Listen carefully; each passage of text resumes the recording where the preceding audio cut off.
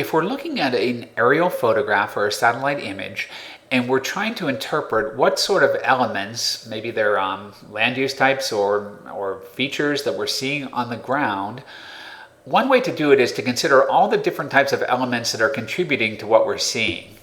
And this is a list here of what all those different elements are. For example, tone refers to how the lightness or the darkness of the image might change as we move across the image. The texture is different than the tone. It refers to the roughness or smoothness of the image. So that a sandy area might look very smooth, whereas a forested area on a remote sensing image might look very rough.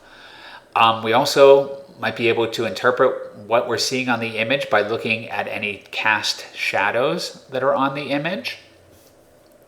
We might also be able to see discernible patterns, such as arrangements of individual objects. For example, if a number of cars were parked parallel to each other in a parking lot, it might be easy to identify those as cars or the larger object as a parking lot because of the patterns that all of those individual items have when they're all put together. Association is the occurrence of objects or features together.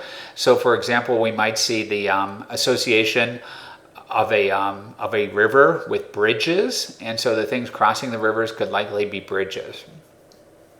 The shape of something is often something that helps us interpret what we're seeing on a remote sensing image. For example, an airplane might have a very distinctive shape.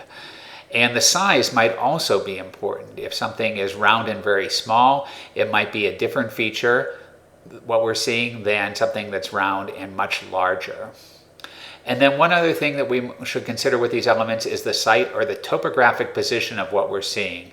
So we might expect to see some things at lower elevations and some things at higher elevations, such as, once again, we would expect the river to be flowing through the lowest topographic position on the image that we're seeing. So going back up to the top there, tone and texture, those are similar but not the same. What we're seeing on the top here is the tone, and we're kind of seeing from a dark tone here to a medium to a lighter and to the lightest tone here. But this would be the texture down here. This is a smooth texture because everything looks the same regardless of what its tone is. So it's smooth and even though there's a couple of minor variations here. Overall, it's smooth and even like a piece of paper.